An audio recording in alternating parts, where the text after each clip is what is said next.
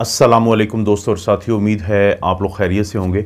इस वीडियो में हम बात करेंगे कि 3 वो क्या काम हैं जो करने से आपका निज़ाम इंहिज़ाम, आपका डाइजेशन का सिस्टम, आपका जो पेट के अक्सर मसले बने रहते हैं, आंतों के मसले बने रहते हैं, तो उनमें आपको बहुत ज़्यादा बेहतरी मिल जाएगी और चांसेस बहुत ज़्यादा ये भी हैं कि अगर ऐसा कोई मसला है तो वो ख़त्म हो जाएगा।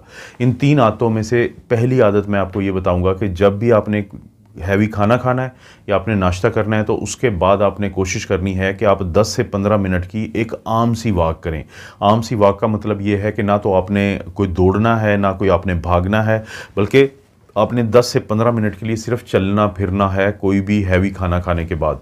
दोस्तों, एक चीज़ होती है ग्रेविटी। ग्रेविटी क्या होती है कि जब भी आप कोई चीज़ हवा में फेंकें या कहीं पे भी छोड़ेंगे तो वो ज़मीन की तरफ जाती है, क्योंकि कशिश सिकल जिसे कहते हैं। इसी तरह से जब आप खाना खाने के बाद बिल्कुल चलते फिरते नहीं हैं, आपका खाना ज़्यादा देर तक आपके स्टमक यानी मैदे में और आंतों में यानी इंटेस्टाइन या गट्स में स्टे करता है, रहता है, जिसकी वजह से फिर आपको बहुत सारे मसाइल जन्म लेते हैं। लेकिन जब आप किसी भी बड़े खाने के बाद, बड़े खाने से मुराद ये है कि ब्रेकफास्ट जैसे सुबह का नाश्ता अच्छा करना चाहिए हमेशा, उसके बाद इसी तरह से दोपहर का जो खाना है लंच वो अच्छा होना चाहिए, प्रॉपर होना चाहिए, और डिनर आपकी अपनी चॉइस है कि रात का खाना आप कितना हैवी खाते हैं। तो कम खाएंगे हैवी तो ज़्यादा बेहतर है।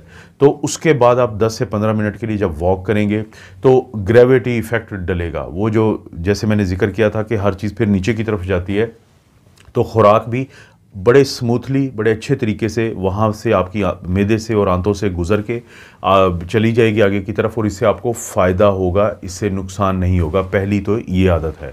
दूसरी जो बहुत अहम आदत है जो आपने अपनी दिन की रूटीन में शामिल करनी है, वो ये है कि आप रोज़ाना फ़ाइबर का इस्तेमाल ज़रूर किया करें। फ़ाइबर जो होता है वो आपकी आंतों के लिए एक ख़जाना है, वो आपकी आंतों के लिए बहुत ही अहम किरदार अदा करता है। फ़ाइबर आपको फलों में मिलता है, आपको सब्जियों में मिलता है, जो गंदम की रोटी होती है जिसको होल ग्रेन हम कहते हैं उसमें मिलता है, आपको नट्स जो होते हैं, बादाम है, अखरोट है, इन तमाम चीज़ों में मिलता है। इसी तरह से जो ये बीज होते हैं, कद्दू के बीज हैं या अलसी के बीज हैं, इस तरह के मुख्तलिफ़ किस्म के जो बीज होते हैं उनके अंदर भी फ़ाइबर होता है। तो फ़ाइबर का बड़ा आसान तो यही है कि आप जो सस्ते फल भी खाएं तो तमाम में फ़ाइबर होता है। फ़ाइबर क्या करेगा कि फ़ाइबर आम तौर पे 2 किस्म के फ़ाइबर होते हैं, एक वो जो सॉल्युबल फ़ाइबर, एक इनसॉल्युबल फ़ाइबर।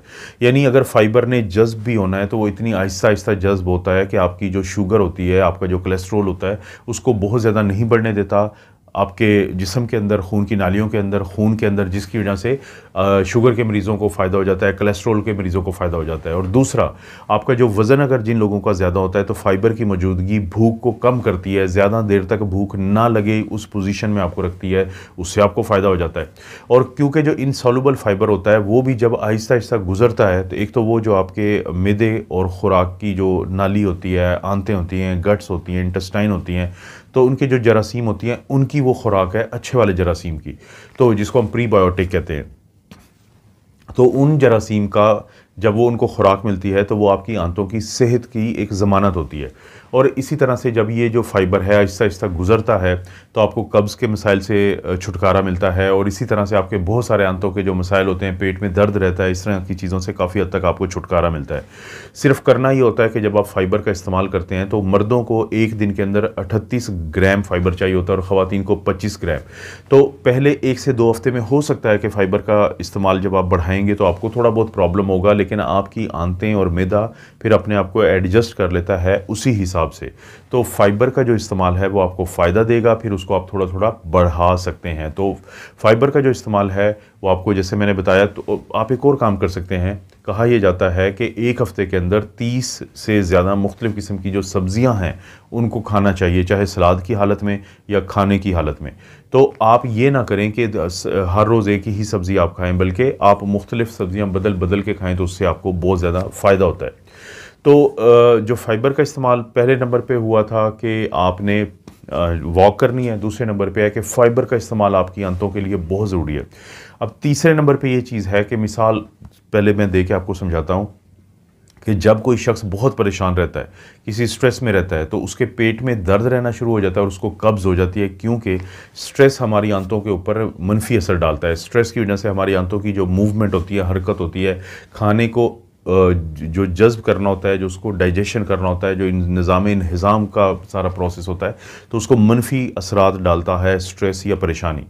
तो इसीलिए ये लोग जो है IBS, इरिटेबल बाउल सिंड्रोम जैसी बीमारी का भी शिकार होते हैं। लेकिन जब आप किसी भी तरह से अपना स्ट्रेस ख़त्म करते हैं तो उसका बहुत मुस्बत असर पड़ता है आपके निज़ाम इंहिज़ाम पे। कैसे आप ख़त्म कर सकते हैं? देखें, मुकम्मल तौर पे स्ट्रेस को ख़त्म करना किसी के बस में नहीं होता, लेकिन अगर आप इबादत करते हैं, आप मेडिटेशन करते हैं, आप एक्सरसाइजेज़ करते हैं दिन के अंदर, किसी भी वक्त आप अपने दोस्तों के साथ ज़्यादा आप इंटरेक्शन करते हैं, मसलन आप दोस्तों से मिलते भी हैं, या समाजी राब्तों का जो आजकल तरीका है, चाहे वो फेसबुक हो, चाहे वो इंस्टाग्राम्स हो, चाहे वो कोई भी ऐसी चीज़ हो, तो लोगों से आप राब्ते में ज़्यादा रहते हैं अपने दोस्तों से। और इसी तरह से अगर आपने कोई पेट रखे हुए हैं, तो ये तमाम वो तरीके होते हैं जिसकी वजह से आपका स्ट्रेस कम से कम होगा, तो इससे भी आपको बहुत ज़्यादा फ़ायदा हो जाएगा। दोस्तों, ये 3 वो तरीके हैं जिनको इस्तेमाल करके आप अपनी आंतों की जो अच्छी सेहत है उसकी ज़मानत ले सकते हैं, और आज से ही इसको कोशिश करें।